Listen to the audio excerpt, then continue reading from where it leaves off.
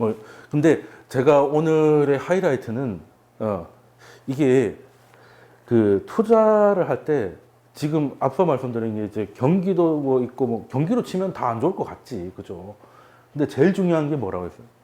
유동성이라고 했죠. 미국도 마찬가지고 특히 우리 같이 신흥국 달러 본위제에서 어쩔 수 없이 달러의 노예가 되어 있는 신흥국들에게는 유동성이 가장 중요하기 때문에 그럼 그 유동성의 근원지가 어디겠습니까? 연준이잖아요. 그럼 연준의 태도 변화를 정말 예민하게 봐야 되는데 그게 연준에서 친절하게 얘기를 했습니다. 얘기를 했어요. 그래서 보시면 일단은 이때 옐런 얘기 때를 좀 해요. 뭐 물론 이런 사례들은 굉장히 많은데 너무 멀리 가면 기억이 안 나고 현실감이 떨어지니까 이게 자 2015년 12월에 금리를 올리면서 이제 점도표상 4번이 예상으로 찍히니까 시장이 패닉으로 들어갔습니다. 예. 그래서 연준이 그냥 이 정도 되면 속도 조절을 하겠구나 거기까지만 생각하시면 이제 중수고 연준이 그때 고민을 한 거예요. 9월에 올린다는 거를 그 난리를 치길래 글로벌 인베스트먼트, 그 디벨롭먼트 해가지고 중국을 좀 신경 써주는 마사지까지 해주면서 3개월 연장을 해줬는데도 불구하고, 그리고 이제는 12월에 올릴 거라는 건 시장도 다 알고 있었을 텐데 충분히 이해할 대로 얘기이기 때문에 그런데도 이 정도 충격이면 여러분들이 연준에서 브레인이어서 무슨 생각을 해야 되겠어요? 옛날처럼 금리 정책을 할 수가 앞으로는 없을 수도 있겠다. 그러니까 20대처럼 놀면 40대는 어떻게 되겠습니까? 죽는 거죠. 세계 경제가 생각보다 저성장으로 가고 있구나. 그러면 예전 방식으로 처방을 내렸다가는 뒤지겠구나. 그러니까 나이가 많으신 분이 암에 발견되면 이제 항암 치료하다가 항암 때문에 죽는 경우가 있지 않습니까? 그래서 이게 좀, 이 중앙은행이 이 여러 가지 통화 정책을 쓰는데 대표적인 게 금리를 올리고 막 이렇게 하는 건데요. 이게 이 통화 정책의 목적이 뭐였습니까? 통화 정책이 나온 이유가 뭐겠어요? 그 인플레이션 막으려고 있는 거잖아요. 인플레이션 막으려고. 그냥 돈 풀어가지고 경기 좋은데 인플레이션 안 오면 그냥 돈만 계속 풀면 되는 거죠. 일일이야 이렇게 풀면 되는데 그렇게 하면 또 인플레이션이 오고 과거에 그런 아픈 기억들이 있기 때문에 뭐 바이마르까지 안 가겠습니다. 미국만 하더라도 7, 80년대 때 물가가 얼마나 높았어요. 그거 잡느라고 물가 그거 잡느라고 물론 자기들 때문에 물가가 올랐지만 어쨌든 그 자기들도 힘드니까 이제 그 80 몇 년도부터 이제 볼코가 나와가지고 다 때려잡은 거잖아요. 그래서 제조업이 없어지고 막 여러 가지 고생을 많이 했어요. 그래서 어떻게든 인플레이션을 잡자가 이제 중앙은행 통화 정책의 목표고 모두 다 그 공부를 했다고. 그래서 그거에 대해서는 연구 자료도 엄청나게 많고요. 이 정도 수준이면 금리 이 정도까지 올리면 인플레이션이 어디까지 오고 이런 거는 많고 거기에 대한 전문가들도 많고 레코드도 많습니다. 근데 그렇게 해서 다 준비가 됐는데 진짜 뒤통수를 한번 맞은 게 금융위기거든요. 일단은 제대로 막지도 못했고 일단 그 그린스펀이 뭐 마이스트론이 하다가 막판에 이제 그 쌍욕을 먹었던 것도 뭐 그렇게 띄워놓고 도망갔다 뭐 이런 것도 있죠. 물론 버냉키 때 터지긴 했습니다만. 그래서 이게 그 이후로는 인플레이션이 문제가 아니라 그러니까 버냉키도 참 대단한 양반인 게 중앙은행에 그 할배들이 있을 거 아니에요. 돈 찍자고 했을 때 표정이 어떻겠습니까? 돌았구나 이런 표정을 짓지 않았겠어요? 웬만한 소신이 아니고서는 아무리 이런 일이 벌어져도 금리를 낮추는 거 이상으로 양적 완화까지 간다. 보던 통화 공급을 해야 된다라고 이렇게 주장을 하고 심지어 뭐 그걸 행정부도 설득을 하고 한다는 게 보통의 학자적 소신은 아니거든요. 왜? 중앙은행은 지금까지 인플레이션 파이터였지 디플레이션 파이터가 아니었단 말이에요. 그러면 그때만 해도 돈 찍으면 뭐 어떻게 될 거라고 막 달러의 몰락 이런 책들이 막 교보문고 장식하고 했는데 근데 결과적으로 인플레이션이 왔나요? 안 왔죠. 인플레이션이 안 왔습니다. 네. 그러니까 지금 세계 경제는 디플레라는 새로운 적하고 싸우고 있는 거지 인플레는 그냥 이제 뭐 베네수엘라나 이래 골 때리는 나라들이 이제 국경을 다 차단했을 때 일어나는 일 이렇게 벌어지는 거고, 아니 짐바브웨라든지 정신 나간 사람들의 나라들이 이제 인플레를 보이는 거고, 정상 국가들은 지금 다 디플레 시달리고 있어요. 그죠? 디플레란 말은 그게 저성장이라는 거예요. 어렵게 갈 것도 없습니다. 근데 디플레이션에 대해서는 이게 처음 보는 슈퍼 바이러스인 거죠. 야, 이건 그리고 예전에는 그런 게 비슷한 게 오면 금리가 워낙 높아서 약간만 낮춰도 이렇게 올라갔는데, 이제는 제로에 붙여놔도 소식이 없는 거예요. 그래서 소식이 없어서 조금 올렸더니 오바이트를 하고. 야, 이거는 어떻게 해야 되냐. 이걸 어떻게 해야 돼. 그래서 이제 보통은 이제 금리를 결정할 때 예전에는 테일러 준칙이라고 있어요. 검색해보면 나올 거예요. 테일러 교수가 이제 한 건데 그걸 참고를 많이 합니다. 그래서 그때 2016년 1, 2월에 연준이 고민이 깊어져요. 그래, 이번에 금리 인상 속도를 늦추는 게 아니라 아예 게임의 룰을 바꿔야겠다는 생각을 한 겁니다. 근데 그냥 바꾸면 시장이 기겁할 거 아니에요. 이게 무슨 일이야? 이렇게 될까? 그리고 말없이 그냥 안 올리고 있으면 연준은 병신이네? 이렇게 되는 거죠. 시장 조금만 흔들리면 뭐 그냥 깨갱하는구나. 또 그렇게 되면 통화정책이 있으나 마나가 되니까 그것도 안 되고. 그럼 어떻게 돼요? 게임의 룰이 바뀌었다는 걸 알려줘야 되죠. 내가 낮추는데 금리를 예전처럼 안 올리는데 그냥 시장이 흔들리니까 겁나서 안 올리는 게 아니라 새로운 시장에 맞는 새로운 룰을 우리가 실시할 거야 라고 하고 다시 해야죠. 그러니까 업데이트를 하는 겁니다. 그래서 그냥 한 게 아니라 2016년 2월에 의회에서 나가서 연설도 하긴 했는데 그 전에 옐런이 뭐를 했냐면 그 상원, 하원 원내대표에게 공개 편지를 보내요. 공개 서한을 보냅니다. 왜 공개로 한다는 건 이제 알린다는 거죠.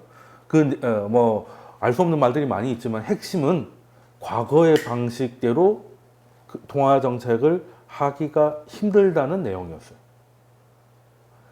이걸 제대로 받아들이는 사람들은 한마디로 과거 같으면 지금은 금리를 올려야 되지만 새로운 룰을 과거처럼 못한다는 말은 더 올린다는 말보다는 안 올릴 거라는 뉘앙스잖아요. 그러니까 시장이 그걸 뒤늦게 이제 의회까지 나와서 연설하니까 그때서야 알아듣고 글로벌 대바닥을 찍은 거예요. 그리고 그것만 보낸 게 아니라 그러면 새로운 게 뭔데 이걸 얘기를 해줘야 돼요.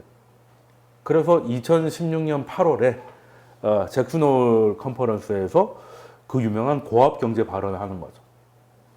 고압 경제는 뭐냐? 제로 금리에 붙여놓고 기다리니까 살아나질 않더라. 그래서 금리를 올리는데, 근데 금리를 올리면 부담스러우니까 중립금리를, 즉 목표를 낮춰가지고 그냥 저금리로 기다리는 게 아니라 금리를 올리긴 올리는데 전체적으로 목표를 낮춰가지고 결과적으로는 완화적으로 되는 거죠. 예. 그러니까 지금까지 테일러 준칙이 아니라 새로운, 그러니까 중립금리가 레벨 다운 된다는 말을 어렵게 한 거예요. 그때만 해도 중립금리 4% 막 이랬거든요. 지금 중립금리 2.75, 3 이렇게 얘기하고 1% 내린 거예요. 그러고 보니 그게 맞았죠. 지금 4% 올리면 다 뒤지는 거 아니겠습니까? 그죠? 네.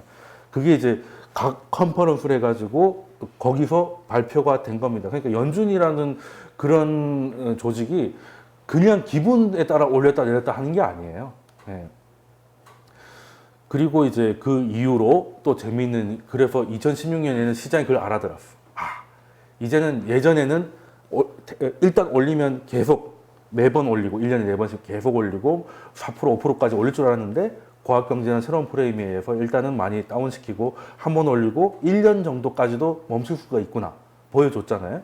그래서 이제 시장이 이제 안도의 한숨을 쉬고 이제 넘어가는데 2017년에는 왜 그렇게 또 시장이 좋았냐?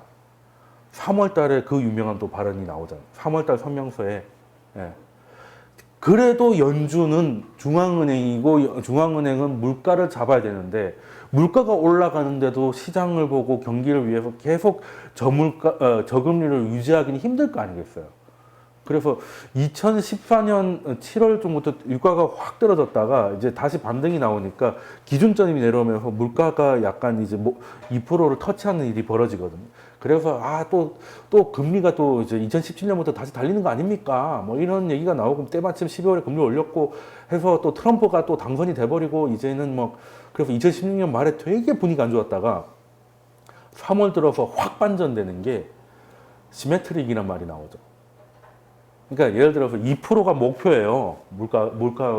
물가가. 근데 이런저런 이유로 2%를 넘어가면 금리를 올려야 되잖아. 근데 이게 기존의 방식이었다면 이제는 인플레이션 말고 그러니까 디플레이션도 같이 고민을 하겠다.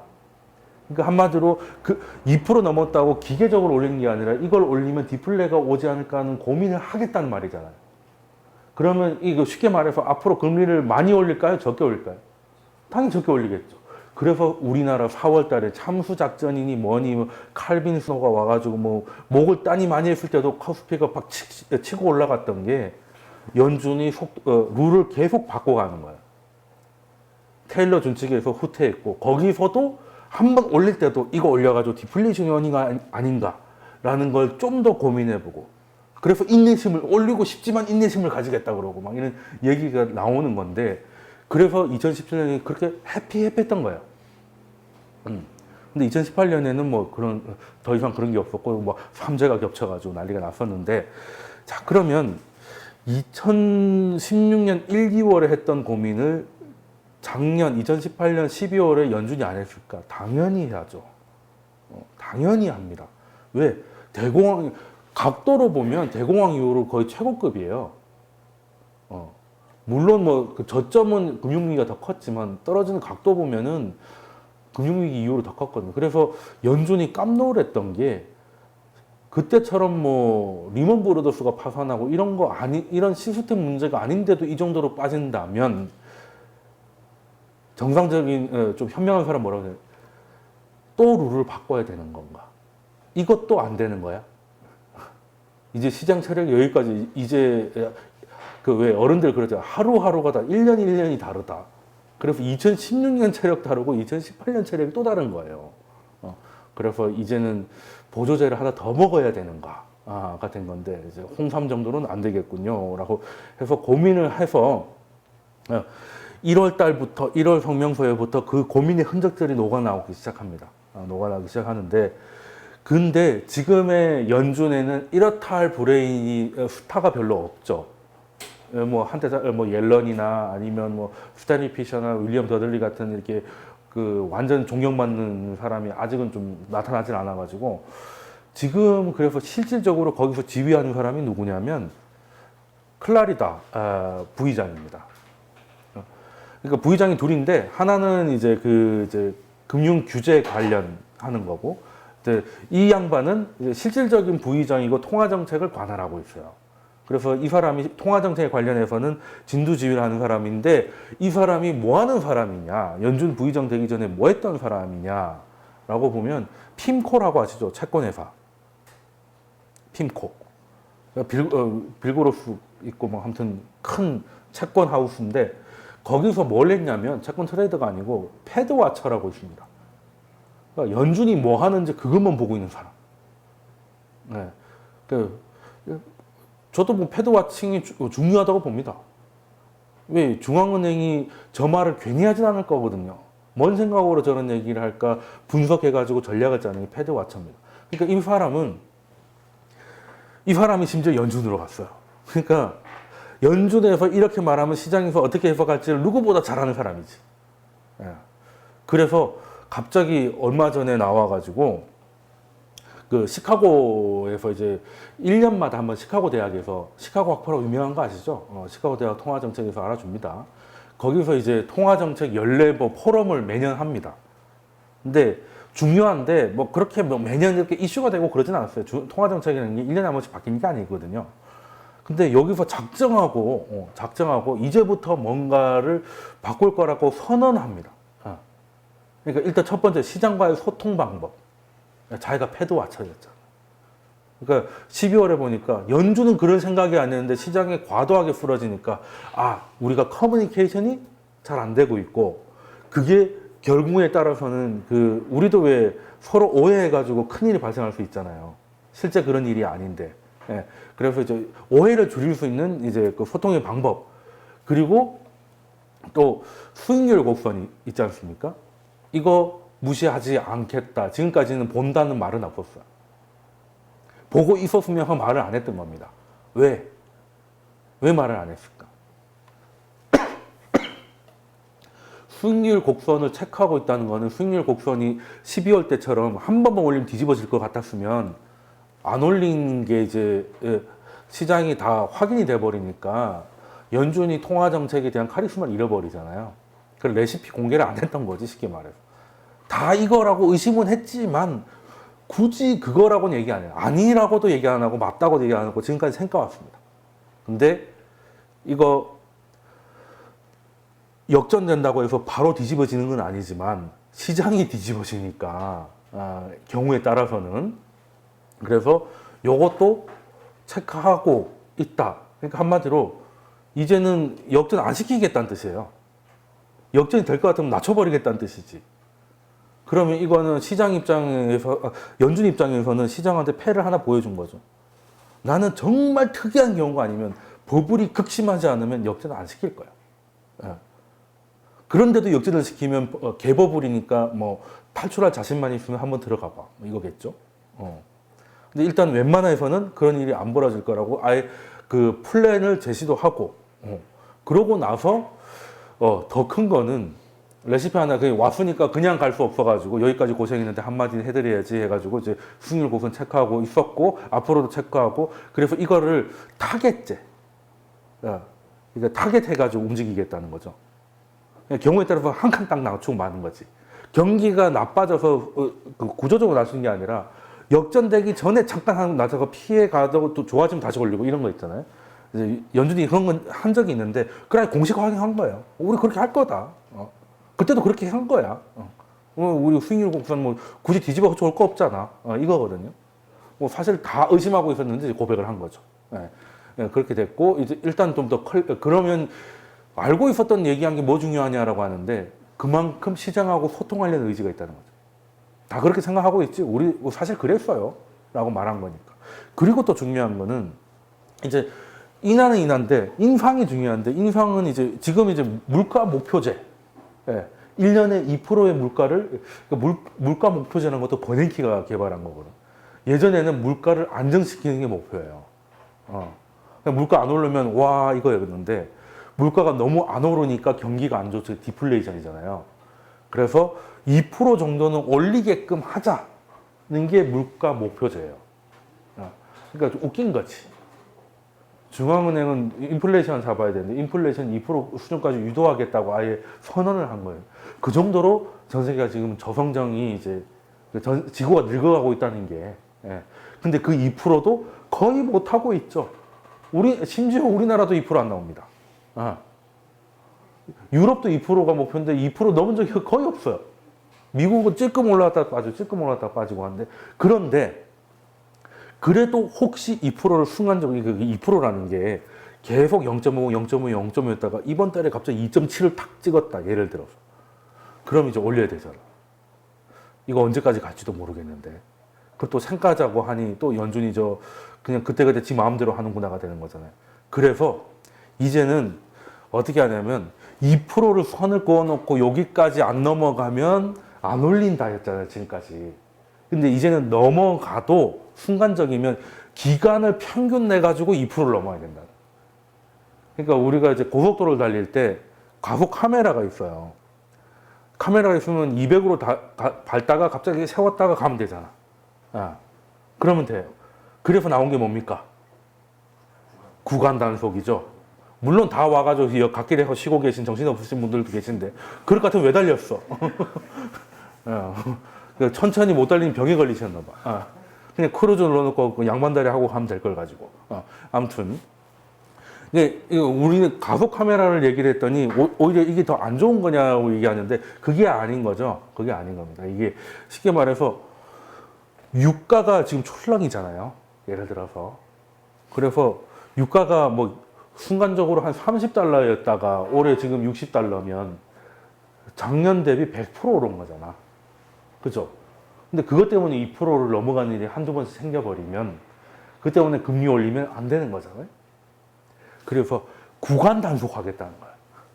구간 단속을 해가지고 뭐 3개월에도 6개월에도 해가지고 평균을 딱 때렸는데 2를 넘어가면 그때 고민을 하는데 그것도 시메트릭, 그러니까 그 디플레이션에 대한 고민을 하고 그래서 올려야겠지만 인내심을 가지고 안 올리겠다는 말을 돌려 하는 거죠. 이 뭐 과연 이거 몇 년 안에 금리 저는 한 번은 더 올려야 된다고 보긴 하는데 이대로 끝나는 건 안 좋다고 보거든요.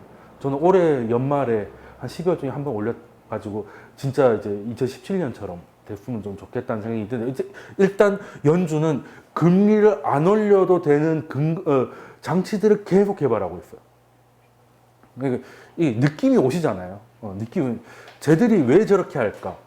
그래서 그 어느 정도냐면 이제 뭐 델러스에서도 하고 이제 컨퍼런스가 있는데 그거 다 준비해가지고 마지막에 발표할 때는 이건 이제 아이디어입니다.